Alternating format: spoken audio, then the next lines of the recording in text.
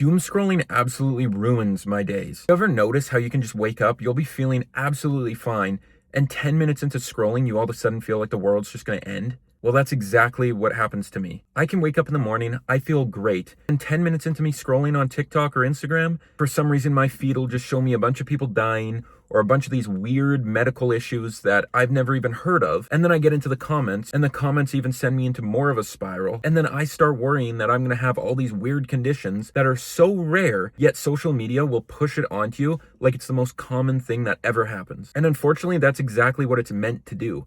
They don't care about your mental health. All they care about is how much you watch it. So whatever content you're watching more, say some bad news comes up on your feed, or it's a video of someone dying, or it's a video about how someone your age died of some weird medical condition, and you watch it for a long time, or you watch it multiple times because you're in the comments, the algorithm's just going to continue pushing that content to you. And it's just going to be a never-ending cycle of seeing the content that makes you spiral. The unfortunate thing about our brains don't understand the difference between online danger that we're seeing in a video and actual in-person threats. So what you see online, your brain takes as an actual imminent threat. And I struggle with it all the time. And the terrible thing is, I don't pay attention enough to it that I do it to myself all the time. Like, I'm not saying I still don't doom scroll, or I never go on Instagram, or I never go on TikTok. I do it all the time. And for some reason, those bad videos or those negative videos that I know are gonna make me worry lock me in even more. And that's exactly what it's meant for. They just want you to be addicted. Like, I'll see a video of someone my age that was terminally ill, or someone my age that had a freak accident, and I'll be sitting there thinking in my head, oh man, I'm gonna be next. I'm gonna be the next person. Like, this is gonna happen to me for sure. And more chances than not, it's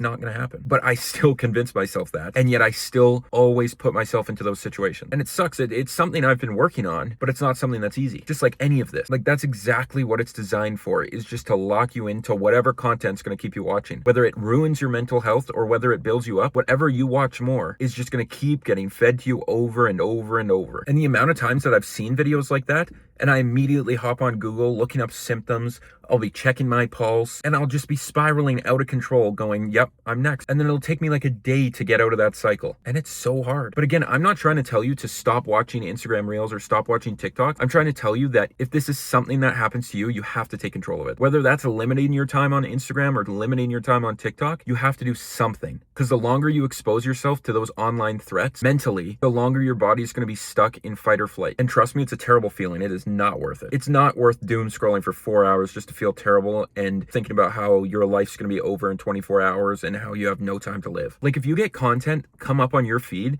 that you know is going to potentially be a trigger, just swipe. That's the best thing you can possibly do, is just swipe. And if it comes up again, just close Instagram for a bit. Let it reset. Let it do its thing. Because trust me, exposing yourself to it more is not going to help you in the long run. I tried that. I thought it was going to be the same as when I'm dealing with my anxiety and stuff, and I force myself to go out and do stuff that makes me uncomfortable. But no, watching stuff like that just made everything 10 times worse. It did not help. That's one thing you don't want to try to expose yourself to continuously. I don't care what people say. No one is built to watch that all the time. No one's built for it. Even the people who say it doesn't affect them, it affects them. Deep down, it affects them. Whether it's them just struggling to sleep sometimes at night, or whether they get full-blown panic attacks once in a while, a lot of them hide it. A lot of them don't even want to admit it. And there's been times where I'm with my friends and they'll like show me videos of some messed up thing happening, and they'll all be laughing about it. And I'm sitting there like, well, what am I supposed to do? Like, I don't want to admit that I can't watch stuff like this because I know how it's going to affect me. Again, though, I don't want you to think that I'm trying to tell you to stop going on Instagram and stop going on TikTok. Just try to expose yourself less. It's not worth it. If you don't have to see stuff like that, don't watch it. Especially if you're someone who has health anxiety or just has generalized anxiety in any form, because all it's going to do is make you spiral. But guys, that's going to be it for this video. I just wanted to talk about one of the things that I've been trying to limit myself from doing,